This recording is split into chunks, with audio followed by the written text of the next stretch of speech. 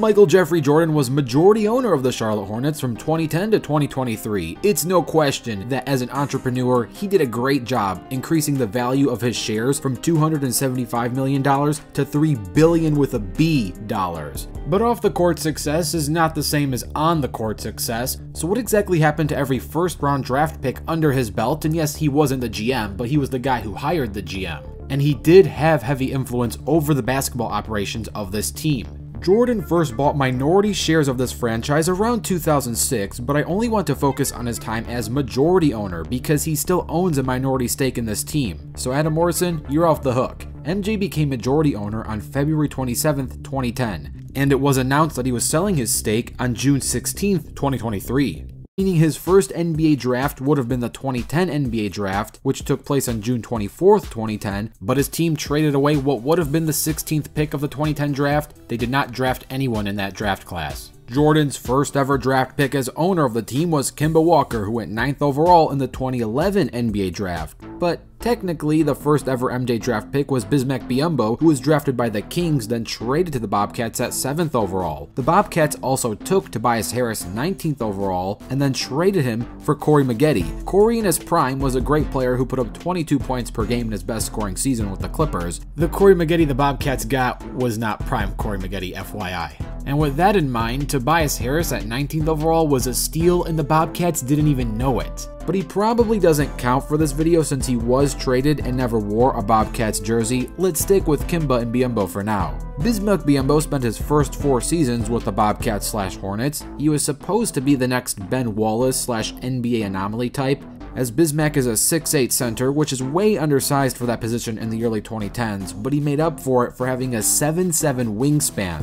Like Big Ben, he was supposed to be a defensive nightmare, but unlike Ben, he was just an average defender and a poor offensive scorer who can't hit free throws since he shoots those at 55%, so he can easily be hack-a-shacked. He's not a terrible player, but I would consider him kind of a bust by 7th overall standards. He's a solid role player, but not a starter on a championship team. So after his first 4 seasons with Charlotte, he played 1 season with the Raptors, 2 with the Magic, then made a return with the Hornets that lasted 3 seasons, and played his latest 2 seasons with the Suns, averaging about 5 points per game throughout his career. Next up is Kemba Walker, who is likely the best pick Jordan ever drafted, and one of, if not the best player to ever wear a Bobcats/Hornets jersey. LaMelo Ball can challenge that, but we'll save him for later. Walker spent his first 8 seasons in Charlotte. He made 3 All-Star teams for that franchise and 1 All-NBA team. In his best scoring season, he put up over 25 points per game and led this franchise to the playoffs on 2 different occasions, once in 2014 as a 7th seed and another in 2016 as a 3rd seed.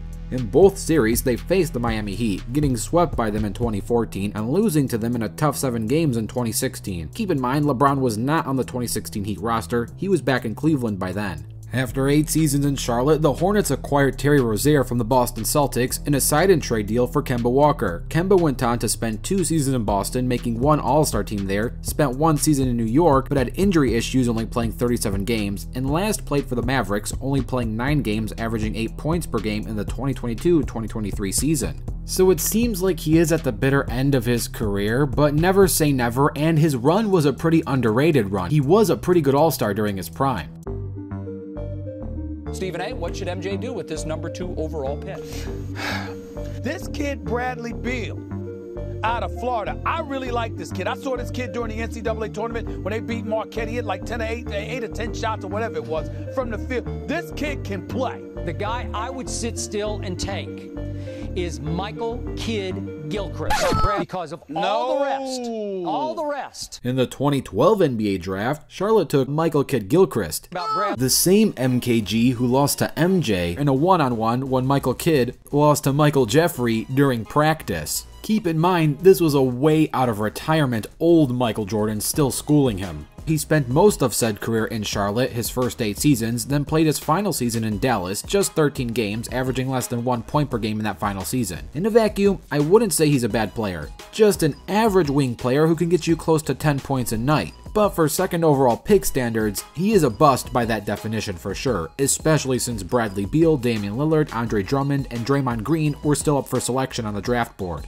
In 2013, Charlotte drafted Cody Zeller 4th overall. Cody is the younger brother to Tyler Zeller, who was playing for Cleveland at the time. Cody spent most of his career in Charlotte, playing his first 8 seasons there as well, averaging 8.7 points per game. He then spent 1 season in Portland, and then most recently helped Jimmy Buckets and the Heat go all the way to the finals. Cody is an average backup center who can give you a little over 10 points per game if you give him starters minutes. For 4th overall pick standards, I would also consider him a bust, since in the same draft class, there was still Rudy Gobert, Giannis Antetokounmpo, CJ McCollum, KCP, and even Steven Adams still up for grabs. During the 2014 NBA draft, Charlotte picked up Noah Vonleh at 9th overall and PJ Hairston at 26th overall. Noah played just 25 games for the Hornets, averaging 3.3 points per game. He bounced around the league since, playing for the Blazers, Bulls, Knicks, Timberwolves, Nuggets, Nets, and Celtics. He averages a career 4.7 points per game, and for 9th overall pick standards, I would consider him a bit of a bust. As for PJ, he spent just 2 seasons in the NBA, and 1.5 of those were with the Hornets. He then finished his career with the Grizzlies in 2016, playing a half season there. He was signed by the Rockets, but got waived and sent to the G League Vipers. After that, he retired.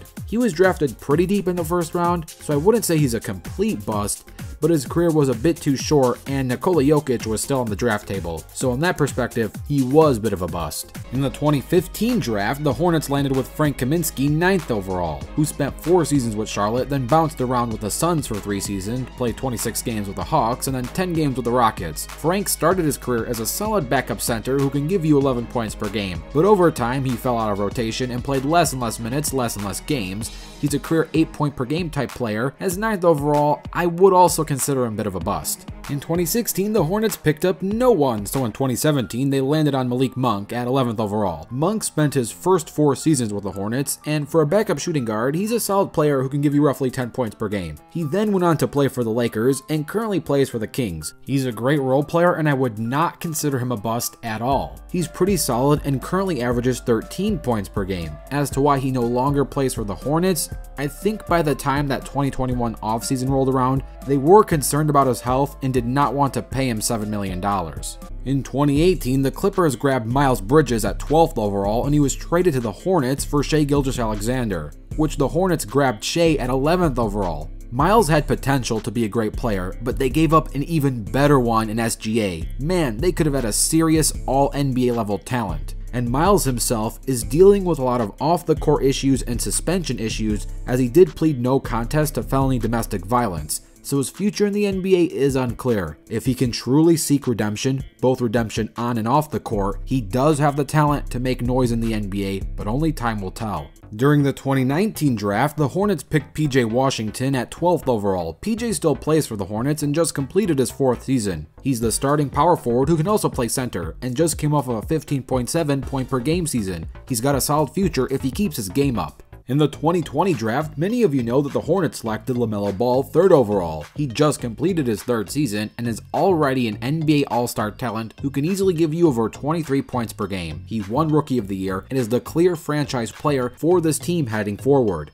He has the potential to be the greatest Hornet of all time, and he's nowhere near his prime. If he can stay healthy, his future is bright. During the 2021 NBA draft, the Hornets took James Bouknight at 11th overall and Kai Jones 19th overall. It's still way too early to know where these two will take their careers, but so far it seems that they are just going to be solid backup pieces. James was probably drafted a little too high if his ceiling is going to be a backup shooting guard who plays 10 minutes and gives you 5 points per game. To be fair, it's still a little too early to tell. In the 2022 NBA draft, the Hornets selected Mark Williams 15th overall. In his rookie season, he played 43 games, started 17 of them, and averaged 9 points per game. He injured his thumb during his rookie season, but aside from his injury issues, he seemed like a nice and up-and-coming center who can protect the rim and grab some rebounds. The 2023 NBA draft takes place on June 22nd, 2023. The Hornets have the 2nd pick, but Jordan is no longer majority owner of this franchise. He still owns a minority stake, but that's not the same in regards to making top-level management decisions for the team.